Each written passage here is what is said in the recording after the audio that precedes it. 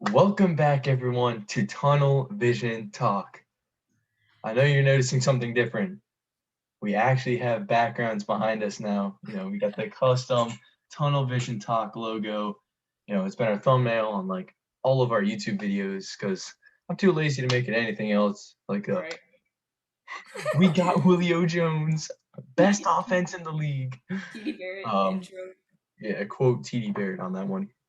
Yeah. So speaking of that, we are going to be talking about the big Julio Jones news. Julio to the Titans.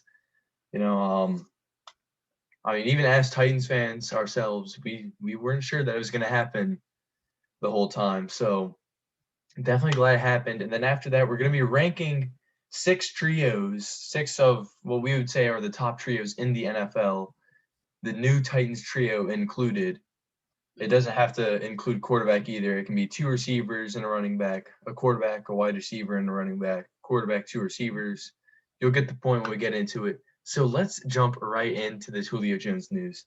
So obviously on what was it? Monday? Sunday? It was Sunday. Uh, Sunday morning. Morning. Yeah. Yeah, Sunday morning, we get the notification, breaking news. Falcons trade Julio Jones to the Titans for a second round pick this year. It's a conditional fourth round pick in 2023. And then the Titans also received a 2023 sixth round pick, which that's a steal for hmm who, when healthy, is a top five receiver in my opinion still. I feel like last year was kind of it didn't make him look very good, which I feel Right. like is why our price to get him wasn't as high as what the Falcons wanted it to be with the first round pick that they wanted. So let's first talk about what this means for the Falcons offense. They obviously drafted Pitts in the draft, and I heard some of the reason that Julio wanted out was because of Kyle Pitts. Like that just added to him wanting to leave. Like Right. you just drafted your next generation pass catcher. I don't really want to be here. Um, Send me to a team where I can shine as bright as I was in Atlanta. And that makes sense Hmm. because for a top receiver like that, you don't want all of the guys around him that are still gonna get big targets. I mean, especially you're gaining in age. It's like you would rather catch more balls and be more active in your late years up to your retirement. I mean, you don't want these young guys coming in stealing the spotlight from you, which I think is kind of why he went in, came to us, or yeah, why he would like to come, why he would wanted to come to us in the first place, is because I mean he has no competition here other than AJ, really. So it's good for those just to be the top two guys, like it was with him and Ridley. They bring in a Kyle Pitts, and it's like, well, you got another big pass catcher. So I want out, which makes sense. It's good for him to get out of there. And I know he has respect for Atlanta. That's not saying anything bad about Atlanta. They need to prepare for the future. That's fine. Um, Part of the future is getting rid of your older players. So it is what it is. Not that I think the price was right for them. I think they definitely could have got more. Yeah. Um, but yeah, it makes sense for him to get out when he did. Yeah, what we're thinking is that the Titans are going to give the Falcons a second round pick and a player like Rashawn Evans hmm so they could help their defense out a little more. But it turns out we're only giving them a second and a fourth next year, not even in 2022, but 2023. I'm going to be a freshman in college by then. So that's a long time out. So Well, the and second round pick is next year. yeah, the second round pick is in 2022. Yeah. But for the Falcons offense, it wasn't really their offense last year that was the issue. It was more their defense. So you still have Calvin Ridley, Kyle Pitts. Matt Ryan old. They're gonna need a new quarterback soon. You have Hayden Hurst at tight end. Russell Gage isn't horrible. So he's not Julio Jones, but Mike Davis is there. I think he's gonna shine this year. Yeah. He showed last year filling in for CMC that one, running backs aren't as valuable when they're just pass catchers. It's different when you have a guy like Derrick Henry, who our offense is about him carrying the load, play action game, etc. So I think Mike Evans, or not Mike Evans, Mike Davis will have a nice season in Atlanta, Yeah. probably around 1,200 all-purpose yards. And for the Titans, now I know a lot of people are saying, cool, you have a top five offense, but bottom tier defense. It's true. We have a lot of unproven guys at Mm-hmm. cornerback. We have Janoris Jenkins, Caleb Farley, Elijah Molden, Christian Fulton. Janoris Jenkins has been referred to as burnt toast before, but what if you remember, Xavier Rhodes also referred to as burnt toast when the Colts And then he signed went to him. a new team. Yeah. Yeah. And now he's So a stud. Actually a stud. yeah, So so we're looking for Janoris to have that same sort of mhm. resurgence here in Tennessee. Help these young guys really just learn how to play NFL football. It's Yeah. not college anymore, but with Right. Caleb Farley's speed, Elijah Molden's slot abilities, and Christian Fulton's ability, I mean, people forget because he was injured last year how good of a player he really can be. Mm-hmm. And I think that the first couple weeks, I think they're going to be rough. I mean, we're facing a great receiving core with Arizona in the first week. We got DeAndre Hopkins, we got um, AJ Green. I mean, he's not what he used to be, but We got to lock down though. yeah, I mean, Andy Isabella, Rondale Moore. I mean, they got a good group of receivers. Christian Kirk over there, Kyler Murray And at it's quarterback. really like we don't want really have anyone secondary either, other than like I mean anyone that can match up with those guys. I mean you've got two tall guys, big guys on the Hmm. outside in Arizona with AJ Green and DeAndre Hopkins, and like you said, Christian Kirk and Rondell Moore in the slot. It is going to be tough, and it's not even just them, just anyone Yeah, with bigger. Our guys that we do have, talent or not, aren't very big guys, tall guys. So we're gonna have to have someone step up to be that. I don't know who it's gonna. Sorry, I don't know who it's gonna be, but yeah. I someone's got mean, to. I hope that Caleb Farley can show one, he can stay healthy, and two, that he can really just clutch up in a big spot like that against a big time receiver like a DeAndre Hopkins. Because we're Yeah. going to be playing those big time receivers all season long. DK Metcalf, Tyler Lockett. We got the Seahawks this year. We got the Rams with Robert Woods, Cooper Cup. Cooper Cup going to be a good matchup for Elijah Molden. We play the 49ers, Debo Samuel and Brandon Ayuk over there. Mm-hmm. Um, Jaguars, DJ Chark, big receiver that has speed. I mean, it's going to be all in the Christian rookies. Hill's big too. Hmm. Yeah, and it's going to be up to the safeties a little bit too. Amani Hooker and Kevin Yeah. Byard, they're going to have to step up, help those young guys out because they're going to need the help over the top. Brady Breeze is back there. They got to help him out too. Hmm. So So, but for the Titans offense, back to the Julio Jones part of this podcast. Julio just adds a completely new dimension to this offense. I mean, last year it was AJ Brown, Corey Davis. We did have Johnny Smith last year, big part of the offense. Big body tight end with a lot of speed. I'm definitely gonna miss that this year. mm, But Anthony Ferguson does the job well, has good hands, good blocker. Julio Jones, speed, route running, can block, which is what all of our receivers are known to do because we have Derrick Henry there. He's right. a go up and get it type receiver. If Ryan throws up a ball, I guarantee you Julio's going to catch it in one-on-one coverage. I mean, with him on the other side of AJ Brown, we've talked about it a little bit off camera, but I mean, one guy has a big game week one. Say AJ has the second best cornerback from the Cardinals week one. He goes off, and then the next game we play, they put their cornerback number one on AJ, leave Julio to the cornerback number two. Julio goes off, and then it just keeps going until we play a team who has good corners. And then guess what? We got big man Derrick Henry running the football.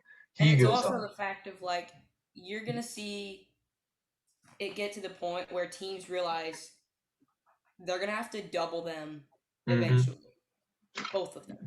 I mean, you Meaning, can't you can double both of them without leaving Derrick Henry some running room. which is what I'm saying. It's either that or we've still got. I mean, if you're in the NFL, you can catch a ball. So you Yeah. double team two receivers. you're gonna I have mean, one either down the field or just 5 yards every single time. yeah, I mean Josh Reynolds, new guy. That's what I'm He's saying. tall. Like any of our guys can do that. It's just Hmm. those two big names are the ones that are gonna stand out to you. Once they get locked down, we still can pound the ball. Like we have so many opportunities this year with a new offensive coordinator. It's gonna be different to see how he runs things. And I know he's been in the system, so I know he'll keep most of it the same. But I'm just saying, man, it's gonna be different. Yeah, I mean, you look at our draft pick, Des Fitzpatrick out of Louisville. He can make Yeah, plays. I was watching a little bit of his highlights earlier this week, and I mean, he's a type of guy that can go up and get it. He's got a little bit of speed. I mean, high 4.4, but I mean, Justin Jefferson runs the same thing. And look right. at him, explosive receiver. We Hmm. have Racey McMath. He's a fast guy. Probably going to be a special teamer. Yeah, But I mean, if he can show something, I mean, he's going to be in single coverage a lot because right. when we have the mammoths of receivers on the same team. It's just like you see those guys, those bigger guys that we drafted that are gonna be that I doubt the Titans realize shoot, we are in the running for Julio Jones big time. Hmm. They went got two big body receivers, and Yeah, now we're like, man, I mean, we could have got somebody little that can just run down the field. Um, but at the same time, like you're saying, they're gonna be in single coverage yeah, all season, so it's like put them on an hour out, put them on a curl, put them on something, and let them go get the ball. Like just to put it up there. Um, so that it just adds to the fact of there's a lot of options this season. And really, if you look at any of the teams that got Julio or that were in the running for Julio, if any of us would have got like whoever would have got him in those, I mean Seahawks would have got him. That would have been nasty. yeah, Him and DK and Tyler Lockett. Patriots, meh, but like yeah. anyway. Quarterback play. Rams would have been disgusting with that trio. Robert Woods and Cooper Cup and Yeah. Julio. I mean, wow. 49ers. Yeah, just any of them. Hmm. But yeah, so glad to have him. At the price, perfect. Yeah. I mean, it's gonna help everyone around him get better because he's the type of guy in practice that's going to be, let's get some extra reps in, let's get this extra work so we can be the best team we can be in the games. I was reading a quote that he said, and it said, "Yeah, all this talk about us having the best offense of the league is great, but until we put in this work, All right. we're gonna have to work to be what everyone's saying. Like, what's on paper doesn't matter anymore. It's all about what's gonna happen this year." I mean, that's Mm-hmm. the mentality that I love to see because it's gonna help all the young guys out. Guys like Ryan Tannehill are gonna benefit from that because you got a guy who's willing to work with you. He's gonna want to be the best receiver he can be for you. So I I love it. Mm-hmm. I Also, mean, I would like to put in before we move on to the next segment. I would like to put in that if you think about it, we could very well have, if all healthy, somewhat of a three-headed monster in the backfield. I know Henry gets most of them, but Darrington Evans can explode hmm, if he's healthy. We really didn't see him much last year. And we got Brian Hill. So if they're all healthy, they're all gonna. I mean, Brian Hill, Darrington will probably be mostly special teams like it was last year. yeah, But if we can get them going, it's just two of them, Henry and one of the other ones, I honestly think we could pound that one game. Just like whoever we play that has really good corners. Um, I seriously think people forget we also got Dylan Reduns in the draft. yeah, So you've got run left and run right. If he can establish and run anything, right up the middle with Ben and run Jones. and just run the ball. There's another hat that says run the expletive ball. So I think I think we're gonna be just fine, and I think we have nothing to worry about. Like Julio says, put in the work, and we'll be okay. I mean, even on defense, you look at our front seven. We got Danico Autry new edition. We got Right. Bud Dupree new edition. I feel like people are forgetting who we got up front. I mean, yeah, Yeah, you secondary know is what I a mean? thing. It was before all the big news was happening and everything, and everyone just kind of like pushed it away and kind of thought about all this now. It's like, well, Hmm. look at the draft. Look at who we got before the draft. Look at like Yeah, just look what we've done. Don't just think, oh, we were bad last season. You know, like our defense has really gotten better, and everyone just overlooks it. yeah. I mean, we have Jayon, Rashawn, Monty Rice, David Long all at linebacker that can play an outstanding job any game. Um, Jeffrey Simmons up front, beast. We haven't really seen him max out his full potential yet. I think this year's probably going to be his breakout year. I'm Yeah, looking yeah. for seven or If eight he's gonna break out, sacks, it's good gonna have to amount be of this year. tackles for loss. Yeah, I think this year's gonna be it for him. Not it for him, but this will be his breakout year Hmm. if it's gonna be any. Because I mean, you look at Bud Dupree, Danico Autry, Jeffrey Simmons, and Harold Landry are our front four. Yeah, I mean, that's saying something. Like when you look at what we had last year, an injured Jadeveon, Harold was our only pass rusher, yeah. Harold was trying to do everything by himself. and he did a decent job. If I'm being quite honest, by himself, Hmm. yes, he did. Um, Jeffrey can still stuff the run.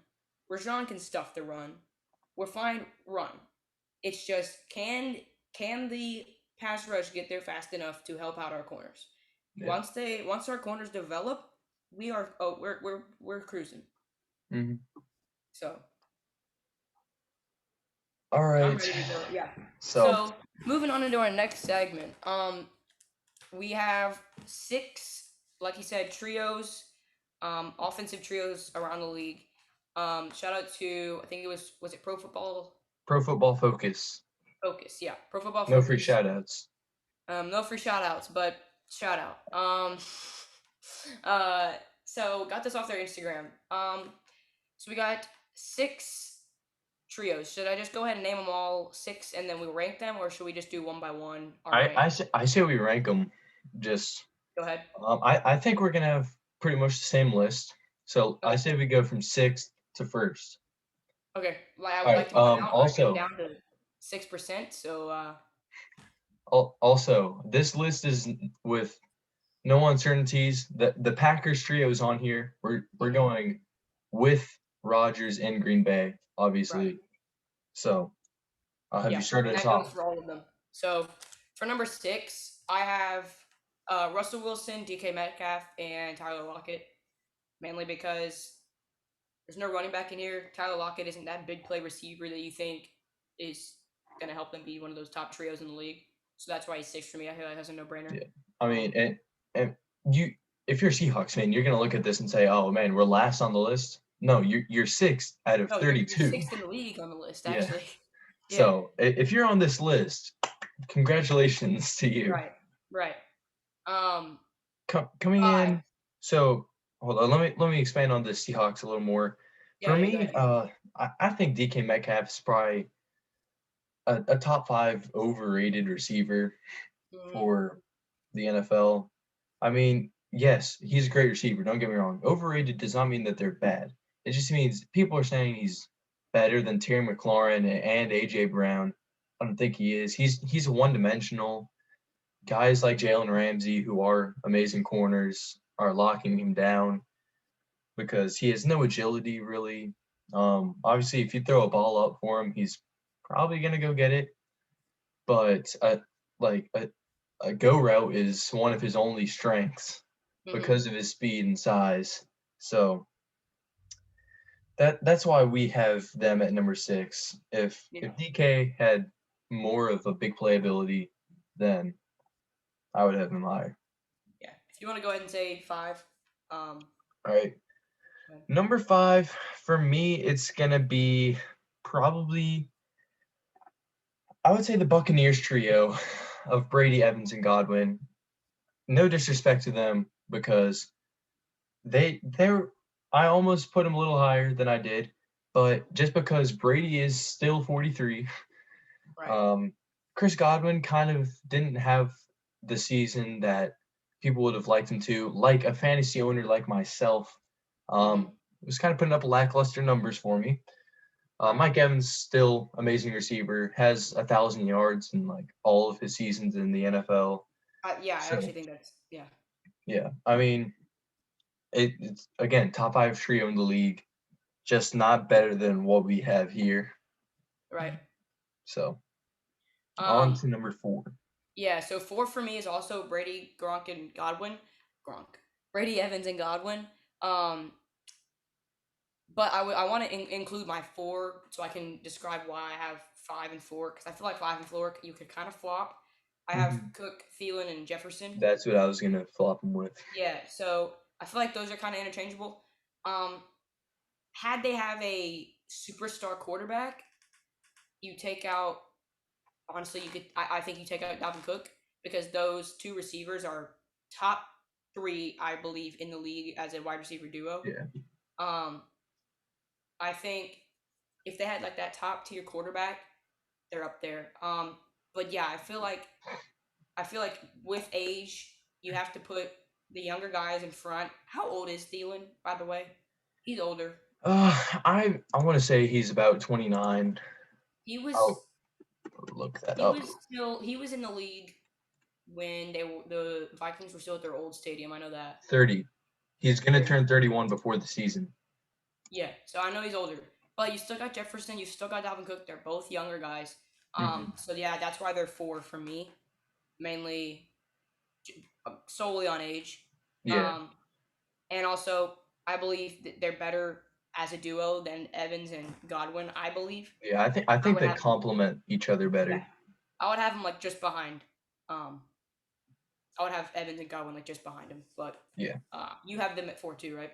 Yeah, very, very close. I like what Cook can do out of the backfield. He can Yeah. run it and he can catch the ball too. Hmm. Jefferson, I think, is going to be, um, I think it's going to be between him and AJ Brown in the next 5 years for who's going to be the Yeah. best receiver in the NFL. Yeah. Maybe sprinkle in like one of these new guys that came out of this draft, like Jamar Chase or a Devontae Smith, maybe Jalen Jalen Waddle. Waddle too. Yeah. But I think it's going to be between a group of about 3, including AJ and Justin Jefferson, for who's going to be the best in the Yeah. next few years. So, number 3, I'm going to have to go with. Do you have a clear cut 3? Yeah. All right, I'll let you go. I I'm gonna go with the Packers trio. Rogers, Devontae Adams, and Aaron Jones. It's really just because of Aaron Jones. Yeah. I don't believe he is. He's definitely not as good as Derrick Henry. He's not Christian McCaffrey. I don't think he could carry that load as good as other running backs can. I mean, Um, still, I would say like top 6 I would give him like top ish. 6, top 7. Actually, Yes, wait, there's a lot of really good have running to. backs in the league. Yeah, well, I just think that he's bringing them down a little bit. Hmm. Devontae Adams, clear cut best receiver in the league in my opinion, as of last year. Yeah. Uh, whoa, Rogers top 2, depending on your list. Um, so yeah, but I think Aaron Jones bring him down, especially when you look at the top 2 um trios on my Yeah. list. You'll kind of understand it. Yeah, so same thing for me. I mean, you do have the reigning MVP. You got Devontae Adams, who's in the conversation for Offensive Player of the Year. It's Hmm. just Aaron Jones. I mean, he was just splitting the load a lot. He wasn't like a Nick Chubb who could carry the load a whole game, a Derrick Henry, a Christian McCaffrey, Kamara. You know, Hmm.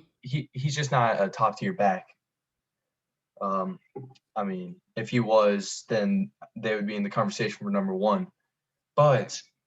But going on to number 2, we have the Chiefs trio of Mahomes, Hill, and Kelsey. Now, this is number 2 strictly because it's they're just a one-dimensional offense. Like they have to pass the ball. Like if they had Clyde Edwards-Helaire as a top tier back, like say you subbed out Kelsey with CMC, this would be a number 1 or a Kamara.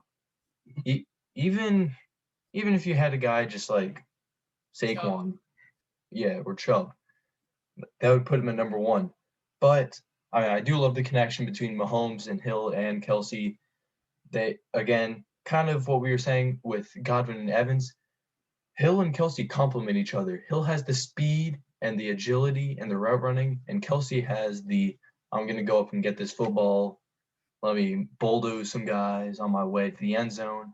Mahomes Mhm. has the let me throw it as far as I can, and I know Tyreek will burn everyone. Right. So it's still a great trio, number 2 in the league. And it was honestly probably number 1 until our number 1 came around. Well, I Oh, should say our number 2 came around. I I don't. I have at two. I have Julio, AJ, and Henry. Number one is Mahomes, Kelsey, and Hill. I think you can't get better than the connection, like you said, that they had, that they have. I feel like it doesn't really get better than that. And I see the reason to flip and put Julio and AJ and Henry up there because of the running back standpoint and what a running back does for you with opening up the pass game. But I seriously just think you can't beat what Mahomes can do with Julio or with Tyreek and Kelsey. Yeah, you covered that though. If you want to talk about Julio and AJ and Henry, I think you with what they can each do, I think you have to put them at one. So Yeah, so for me, I have the Titans at number 1. I mean, just the trio with Henry, Brown, and Jones. This to me is bully ball. I mean, whoa, whoa, whoa, whoa, whoa! What you doing with that cup, dude? You're gonna lose our sponsorship. what? No. Easy there, man. No free shoutouts, Taco Bell. Come on, man. So I mean, just with the size of our offense and just these 3 guys, you got Julio Jones, what like 6'3", 212.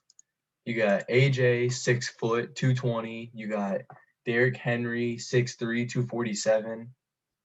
I Yeah. mean, these are all 3 guys that are going to bully a defense into not wanting to play the sport anymore. I mean, fourth quarter is going to be the Titans' time this year, especially Derrick Henry's been doing it his whole career. Second half has always been when he is feasted. Julio Right. Jones has honestly just bullied people all game. And there's that one clip of him just mossing a Patriots cornerback, which is Malcolm Butler, week 1 matchup. So, And that's their best. He's their best corner, by the way. yeah. I mean, Number Byron one. Murphy's a slot, so Yeah. that's why he is, unfortunately for them, their Yeah. best. Yeah. And then AJ Brown, we saw that last year. Yards after the catch were his specialty. He can go, he can put on some moves a little. And to me, I just think that because we have a strong running game, that's why I put us at number 1. Obviously, we got a little bit of the Titans bias, but this is going to come with our podcast Right. former name being Titans Tunnel Vision, you know. But that closes out the list for me. Yeah. So, apologies for the late upload on this one. We had some things going on. I got work a little during the week. I know you have things going on like sports. Yeah. So we're gonna get back on our Monday uploads starting next week again. Um, with this Julio trade finalized, we are in the period of not knowing what to talk about. So we could start making record predictions because most of all the good free agents have signed. Yeah. It's just a struggle to have to like keep track of what team is beating who. Mhm. So I would probably have to make like a master schedule and like who's beating who. Right. It would take us a while. So we'll Yeah. start that. We have to sit down and Yeah, do it together so we don't have that's fine with conflicting. me though. If you want to do that Yeah, and just do that a would podcast. start up around either the podcast on the 21st or the 28th. Next week we'll probably have casual podcasts, maybe another list like this. It's always a lot Yeah. of fun for us to do lists like that. We might do another redraft. You guys love that. So Yeah. we'll be sure to come out with a banger for you next week. But until then, stay safe out there. Yep. Um, that that's about all I got. So peace out. Peace.